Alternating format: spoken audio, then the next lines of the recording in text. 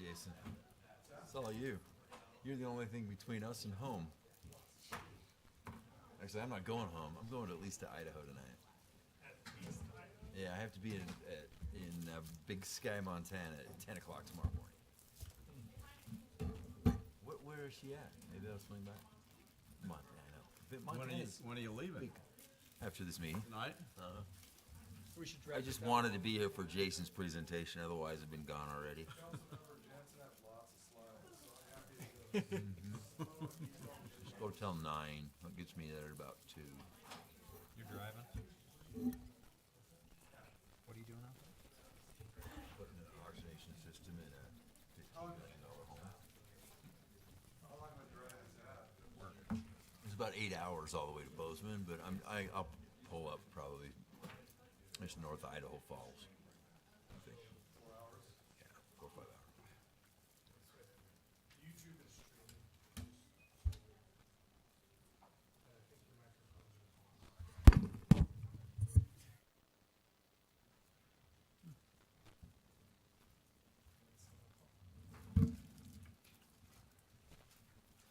Be it the mayor's. No, Logan, will you be more mayor pro tem? Yeah. Should I start without him or? No.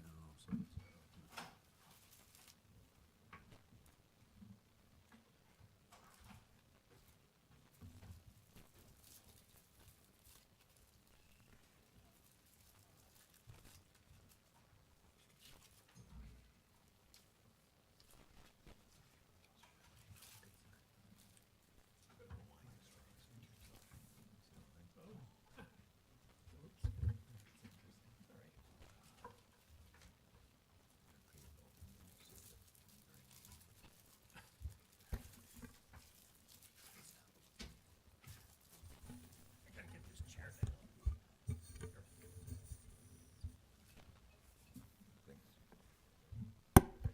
Okay, we'd like to welcome our city council meeting tonight. We appreciate your attendance here. We are grateful for those who are here from the city as well as citizens who are here. And we'll have our invocation by Councilman Logan Millsap. Our dear Father in heaven, we are very grateful to be here together as friends and residents of this great city, and we pray that you bless our efforts and help us to work together to make this the city that it deserves to be, and help us to have a spirit of cooperation and a vision for a bright future. And this we pray in the name of Jesus Christ. Amen. Amen. Craig Jensen will give our Pledge of Allegiance. Yes, well, follow me in the Pledge Allegiance. Thanks, guys. I pledge allegiance to the flag of the United States of America and to the republic for which it stands, one nation, under God, indivisible, with liberty and justice for all. Thank you. Okay, I need a motion for approval of this meeting's agenda. I'll make a motion to approve the agenda as written. Okay, we have a motion. Do I have a second? I'll second. Okay, those in favor say aye. Aye. Aye. Any opposed?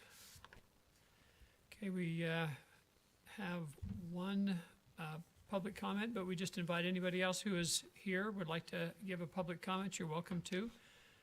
If you'll just see that young lady there. I think they're out in the foyer, or do you have some slips there? Okay, well, I think I've got theirs.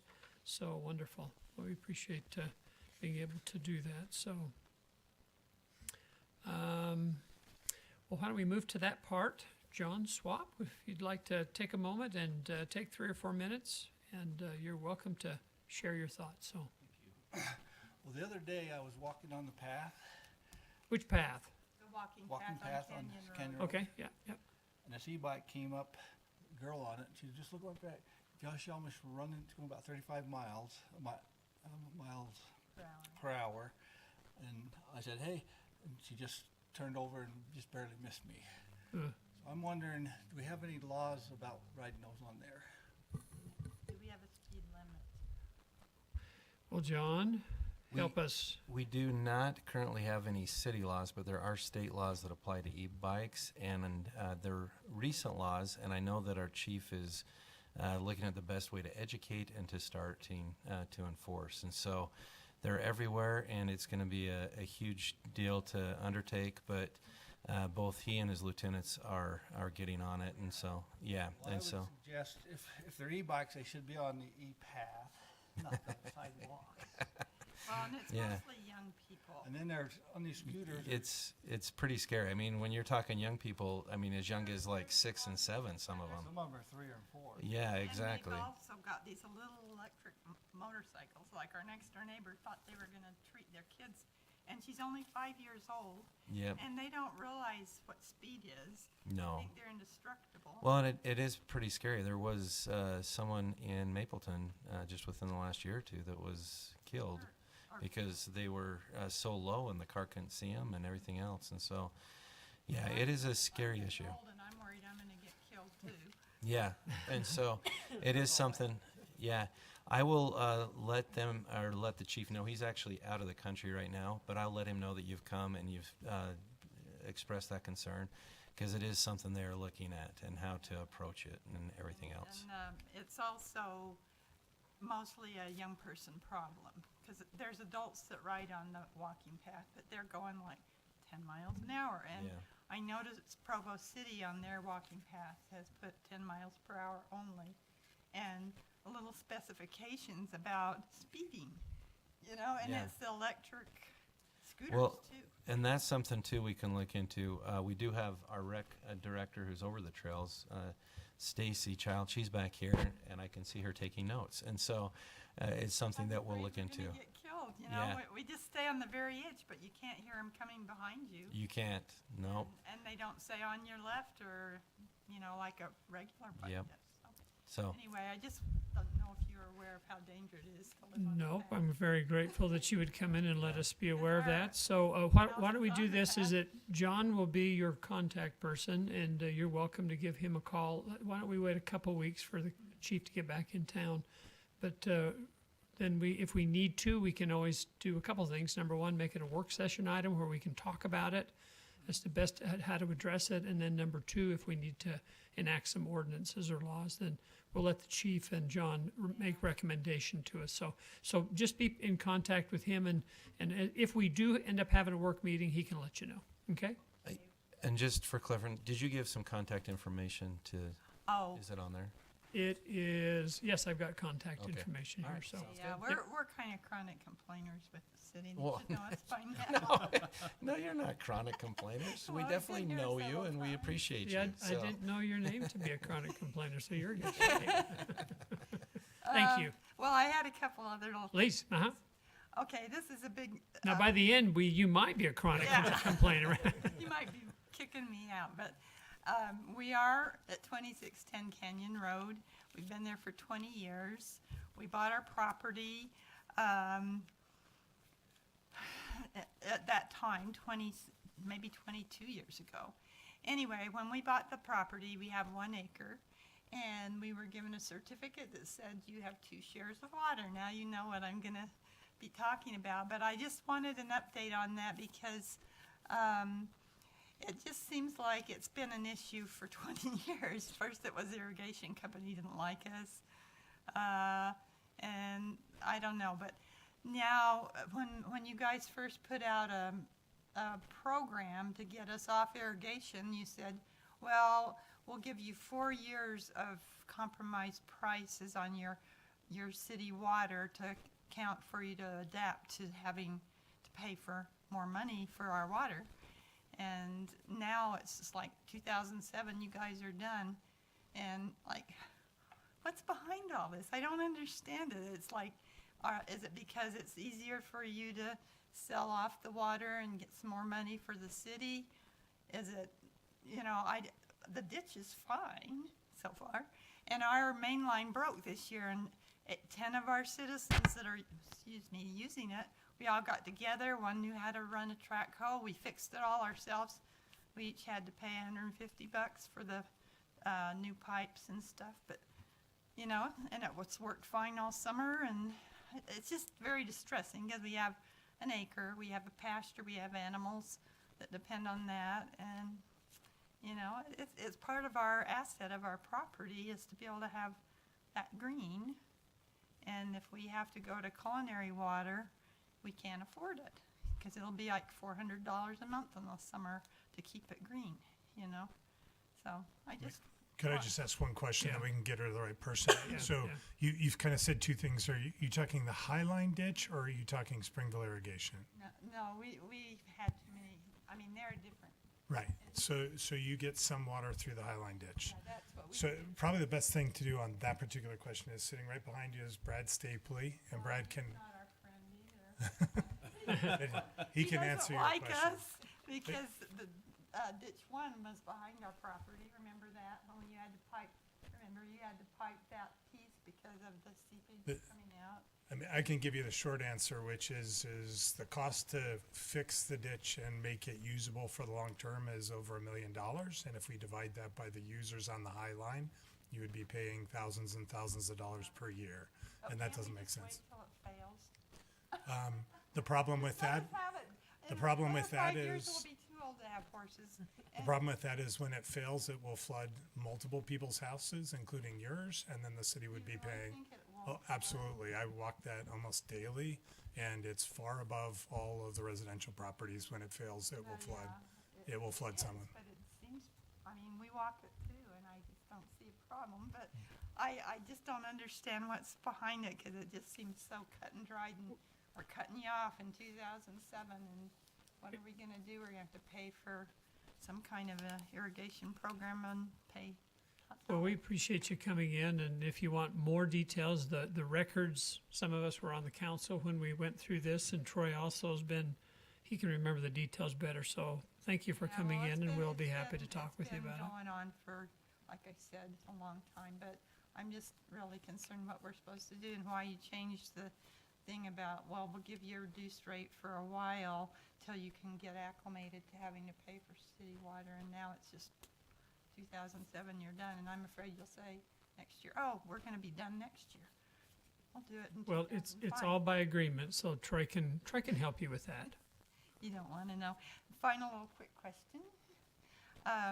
So on Fourth South, the high school is being built, Uh-huh. and they have an exit entrance road that they've just put in there just across from the city utility building. What's the plan on managing traffic with the roundabout just above it and the light just below it? Another traffic light. There you go, Brad. It's another traffic light. Yep. Is the answer. Oh, they're going to put a traffic. Yep. Are you worried that it's gonna back up into the roundabout, you know? Because it seems like, So if you want to come, do you remember when that is? In the next couple of meetings, the transportation master plan will be here, and all of that's been modeled and examined, and you can come listen to all of that. It'll be a thrilling hour-plus discussion. I'm thinking, oh my gosh, how are we ever gonna get through that span of thing? But I guess you'll have timed lights and, Yep. okay, you have it under control then. Thank you. Appreciate it. See, that wasn't too bad. Okay, I need a motion then for approval of the consent agenda. I motion that we approve the consent agenda as written. Okay, I have a motion. Do I have a second? I'll second. Those in favor say aye. Aye. Aye. Those opposed? Okay, wonderful. Is Wait a that minute, this is resolution? a It's a roll roll call call. vote. Hold on just a second. Sorry about that. Logan? Yes. Mike? Yes. Craig? Yes. Mindy? Yes. Jake? Yes. My apologies. All right, Jason Miller, you're up. Well, don't leave. It's only going to get more exciting, so. Everybody start yelling. No, you're fine. I'm only teasing you. Not Thank you for coming. Mayor and City Council, I appreciate the opportunity to come and speak with you. This is, I think, the first chance I've had to do this for an approval item, so I appreciate the time. And to continue talking about impact fees, which we've spoken about for the last hour, with Director Stapley doing such a nice job discussing his plans and the things that are coming out with respect to culinary and PI. So this is really similar or basically the same slide deck that I had last time we spoke. What I'd like to do is just to tell you where the plan has been since we last spoke in that work session. And then we can start through. I just want to highlight a couple things, and I'm certainly open to any questions that you may have, and we can discuss it from any angle you'd like. So since that meeting, we went to utility board. We'd actually introduced the plan prior to that meeting with utility board and just discussed it, had gone through the plan, the basic parameters, what the approach was taken and things like that. Kind of the same thing we did in that work study session. Following that, there were some concerns about approving a plan with a dramatic increase projected for commercial. You had mentioned, Mayor, the 68% that Brad was proposing through one of his plans. For the commercial businesses, this would be an 89% proposed increase through this current study, this most recent study. So they understandably had concerns about that. And also, we had taken them, we had the brief discussion and just said, I think part of it was a combination, and please, Councilmember Jensen or Millsap, correct me if I'm misspeaking here, but they didn't really understand the premise of, first of all, what we're supposed to be doing as a board, what their role was as a board. But then second, I had asked them just to recommend it to be moved on through the process, which they didn't understand that either. So I hadn't done a good enough job educating them. So we spent a couple more meetings in subsequent weeks just discussing the plan, and ultimately they came through with a recommendation to move the plan forward, also recommending full implementation of the changes that are proposed in the impact fee study, which basically for residential, new residential service, it would really mean kind of flat to negligible change. Whereas with commercial, as I said, it would be an 89% increase across the board for impact fees. So any questions to that?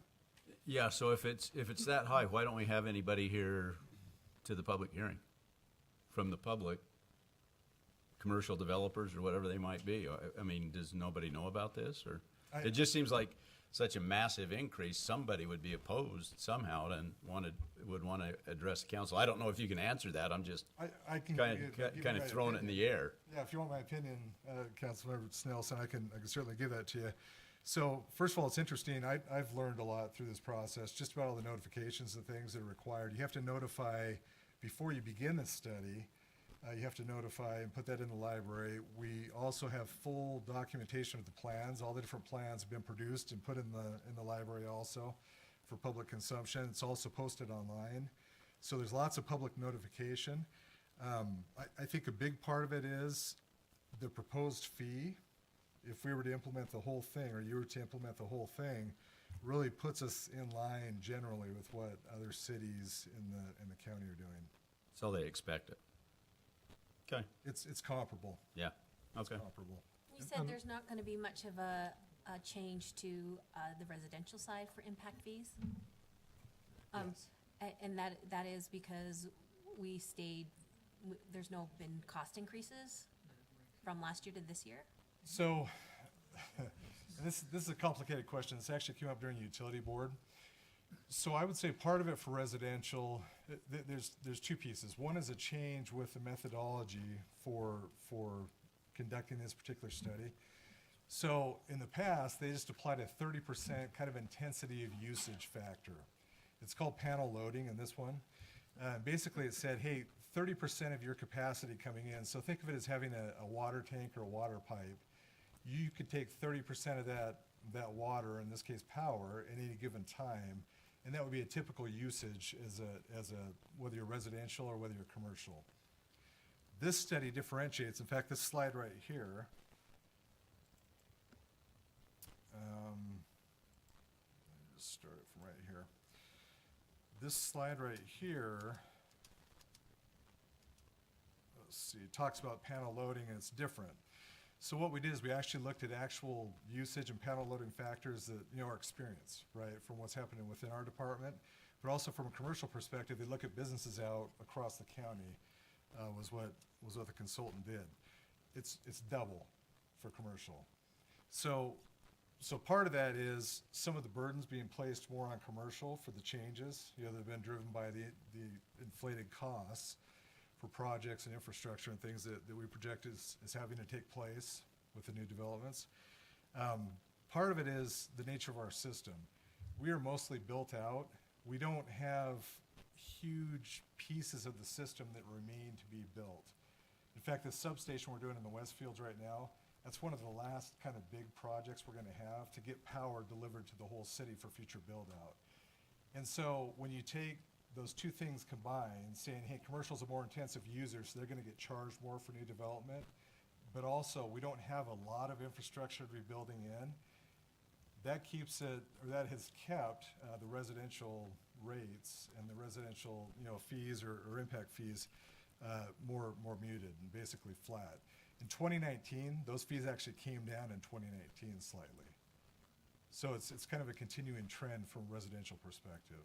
Does that answer the question? Yeah, it does. And so I just want to make sure that we are reviewing it like Mayor said in our work session, and that we are charging close to the 100% that of our costs to the new citizens, new builds. Absolutely. This is one of the things we talked about at length in the utility board was somebody's got to cover the cost. If the new development doesn't do it, then it's going to be attributed to current ratepayers, and so your rates are going to go up. And so it's you just got to make sure it's fair and it's equitable. You can't pay for existing deficiencies in the system. You can't plug holes that are already there. But for things that are going to be required for new development, for sure, attribute that. And yes, if we had done this every year, it's been 4 years since the last plan was enacted. It would have been I would think, a much smaller increase than the 89% that we're proposing right now. But I think a lot of it was because we did the panel loading, though, in the Yes. defense of the power department. It wasn't because costs were getting out of control. It was because we weren't accounting for the load of the commercial guys. Absolutely. If you work through the math, you see that. I mean, it bears out. But it did save the residential some bang. So, Yeah. meaning the residential would have had to go up had commercial not. Yes. Yes. If costs are costs. if commercial hadn't taken the bigger part of the burden, there would be more attributed to residential. Yes. And also, I mean, the capital costs were much larger this time than in that last plan, meaning for new projects. A big part of that is this SUVPS project. And, 4 years ago when they did this, we didn't have the bond measure. SUVPS hadn't gone out and borrowed $50 million, which we just did. That's included in this study. That wasn't included before, and so that certainly makes a difference too.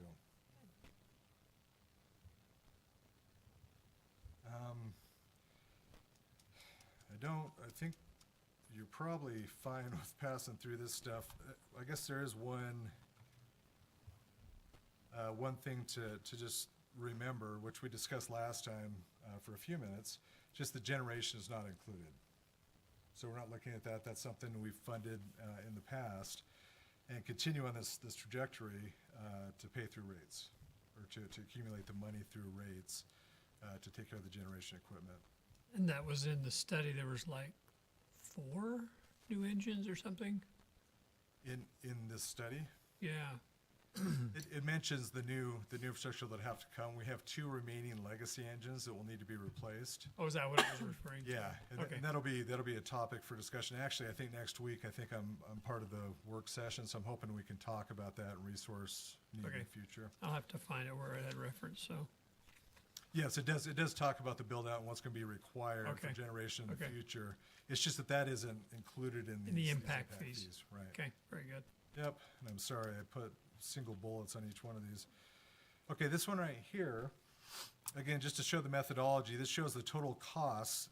We talked about the notion of, Brad had explained how if you had a pipe that was built larger than necessary, originally, there's a concept of buy-in, and that's in this plan as well. Hey, if we have existing substation transformers that have additional capacity that's not being used, new development can pay for a portion of that.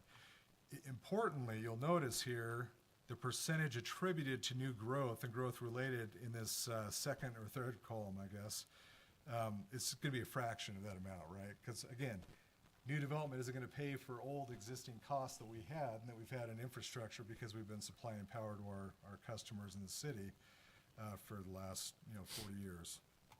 So ultimately, this comes with a new per kilowatt, per new kilowatt cost of $445. And then what they're doing is you take a panel size under these different categories, and then you say, hey, this is the estimated diversified kilowatt new usage that would be required under new panel size. You multiply this number in this column, it's number 7 over. You would multiply that by that dollar amount that I just quoted, which will give you the proposed fee for each one of the panel sizes.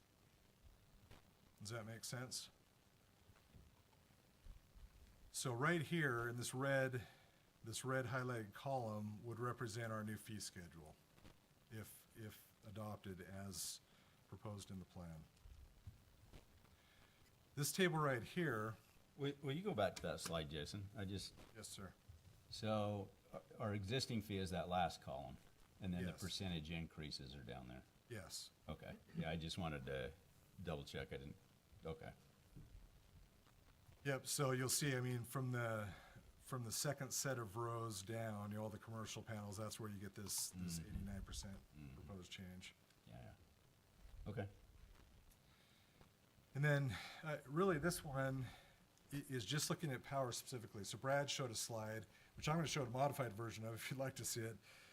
But right here, and those numbers that Brad showed for the county averages and whatnot, those are taken from the Utah Valley Home Builders Association. So they came out and say, as of August 2024, these are the figures countywide. Some of those are kind of off. They differ from some of the data that we pulled down from the websites. Some of them just, anyway, I'll get to that in just a minute. This right here focuses in just on power. All of these blue columns, these are cities, just different local cities, again, comparables. These are all averaged right here in this final blue column. So this shows the average cost, or the average, impact fee. If enacted at the full proposed amount, that's this gray column right here where it says 100% proposed. This shows the difference from that average. So all this is intended to do is show, first of all, in residential, principally we're underpriced with respect to other comparable cities. Again, because we have most of ours built out. If you look at somewhere like Salem, if you look at Payson, they're still building out their systems. They have a lot of things they have to do in terms of capital improvements. They're going to have much larger fees, but it just shows that we're well below market on the residential side. But then also here in the commercial, where again, we're talking about this 89% increase. After the increase is implemented, we're still within or very close to market. And if I may kind of defend the honor of the utility board members, I don't think it's so much that they didn't understand this process. I think it's more that they wanted to make sure that when they were making a recommendation that they'd really dug into the numbers a lot. So this 75% column here on the right is because they were wrestling a lot with that 89% increase, and is there a way we step it up over a couple different years? In the end, I think most everybody agreed that it made more sense to go ahead and just make the full 100% increase of that 100% of that 89%, if that makes sense. All of the 89%. That's what they recommended. Rather than incrementing it over a couple of years. Yeah, because they were wrestling a lot with, how are we going to lose, business opportunities to our neighboring cities if we make such a big increase in a single year? And I think the majority of them decided that it's better to keep rates low. If we only do, a portion of that full impact fee, then it's the ratepayers. And it's those same businesses we're trying to attract, and those businesses, they're going to be looking more at the ongoing rate cost rather than the one-time impact fee when they're making their decision about where to locate. So the utility board members even had a second meeting. They met 1 week and then said, we are not done discussing this. Let's have another meeting to really dig further into it. Pretty good. And I appreciate the additional color. Please, I apologize if I misspoke. I wasn't trying to. No. I was indicting myself and saying I didn't explain it well enough, and that was part of the problem. Well, you kind of explained it, Jason, when you answered my initial question about why is nobody here. Basically, it's because of what Logan has just said, that that's the way it is everywhere else. So let's. Unfortunately. Yeah. Plus, I appreciate the utility board doing what the utility board's supposed to do, and that is seriously weigh this. And this is, yeah, a recommendation, but it's, you know, Craig just leaned over and said it took them 3 meetings to kind of sift through and get it in their head the way that they felt comfortable recommending it. So I really compliment them. Craig and I both kind of stressed to them, we don't want them to feel like a rubber stamp. We want to make sure that if we have these recommending bodies, that they are doing the homework they should be doing, Yep. so. Absolutely. I mean, these are very successful business people, very successful individuals, people that have time that's very valuable, both monetarily as well as personally. And they don't need to be down there just to have a donut and leave. I mean, if it's not beneficial to the city and their service isn't noticed, then there's no point. So I'm really glad of that approach, and I'm really honestly glad about how seriously they're taking it. It's a good thing. It's a positive thing. Yeah. And it's going to help too, now that I think we've kind of discussed the framework on why we do impact fees and we have a base understanding. It's going to be easier as Brad comes through with the remainder of those plans. We're on the same standing, so then it's just, hey, does this make sense? The actual Yeah. changes. So, I would hope you'd agree with that. We were just wondering why we don't get donuts in par board. You guys already have too much fun at Par Board. She's not paying attention. We're, if you want to, Talk to her about that.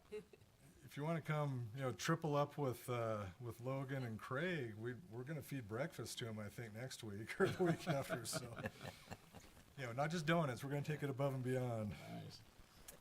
Any other thoughts on this slide? Any questions for this on this slide? Okay. Just to go to this final, what I did here was I took Brad's information, again, based on that Utah Home Builders Association. This takes all the impact fees together. What I did is I added in our electric fee. The things that were inconsistent on theirs, they were taking different panel sizes from different cities, and so they would have fees that weren't necessarily consistent. I'm not sure how it ended up that way, but there were some discrepancies in some of their data. Most of it looked good and reasonable, and then there's the points that Troy pointed out earlier. Things like the parks fees actually is a higher maximum and whatnot. But basically, so this column header where it says Springville maximum allowable fee, that's not 100% accurate. But I think what this is intended to show, this second column of numbers, is basically this is the most we could charge based on our fee studies, right? And so, and obviously some of these haven't come yet. We haven't seen parks, so we're not sure where that's going to end up, or public safety. And there's also some uncertainty around sewer collections and treatment, and I think stormwater too. So they're not sure on those numbers. But just as kind of a rough guesstimate, if it put us at this number, this 18.9, again, if you take all the county average across the different cities that offer those same services or comparable service package, we're right in line. And so from a holistic approach, yes, this is the first of many plans you're going to see and impact fee schedules you're going to see. But again, looking at it from a more holistic perspective, with all those put together, even if you're to implement 100% based on what the fees recommendations are from those plans, we're going to be right there. We're very close to it. Again, this is not perfect, but it's close. I think it gives you the idea of what you need. Also, after Utility Board Planning Commission came, and it was, I would say that discussion was more just, they hadn't dealt with an impact fee plan before, so it was more just discussing kind of the fundamentals of that Education of it. and the process, yeah. Very good. Other questions for Jason? Good job, Jason. You led the path for many to follow, so good on you. Very good. I didn't lead the path, I jumped on the path that's been well-worn for... Well, the way it went at utility board meeting the first round, though, that was all new. It was funny but sad all at the same time. So good on you. Okay, I'll entertain a motion or no motion. So You're gonna have a public hearing. I sure do. I missed number 3. Okay, we'll open it up for any public comment in relationship to the impact fees, the electrical impact fees for commercial and residential. I'll make a motion to close the public hearing. I have a motion. I have a second. I will second that. Those in favor say aye. Aye. Opposed? I'll make a motion to approve ordinance number 12-2024, approving the power impact fee study and proposed impact fee changes for new or upgraded connections to the Springville City Power System. I will second that. Okay, it's a roll call vote. Craig? Yes. Mike? Yes? Jake? Yes. Logan? Yes. Mindy? Yes. Okay, very good. Logan, now that it's voted for, wasn't it 5-2 at Power Board, or what Yeah, was it? there were a few that Yeah. felt like we should step in to. Yeah. Just, I forgot. But what- they I were should've said for that. It was 5-4 changing and, it, but it was the, Yeah, the it's- volume. Instead of one jump, it was Yeah. incremental. Yeah.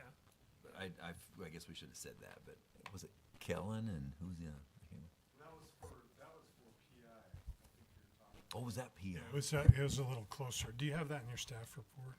Can't remember. I Or you read can it tell. somewhere because I wasn't at that meeting, but I got texted on a couple of Well- colorful comments. So you It was, better. like, it was everybody voted in, most everybody voted in favor, but there were a couple after the vote was taken who were like, well, actually, it didn't voice a particular concern I had, so Kind of like me. Never mind. it was, With respect to the power plan. That's right. There was two, I think, that had proposed a slightly lower Mhm. implementation. Blair and Ken, there were like 80% of the proposed fee. And then I think once the second motion was made to just do the full implementation, I think everybody jumped on it. It was the Yeah. water one. It was the water one where it was where That was Kellen. Kellen and it wasn't Crandall because he wasn't there. No, it was Bushell. But Brian, mhm. I knew that because he's the one that texted me some.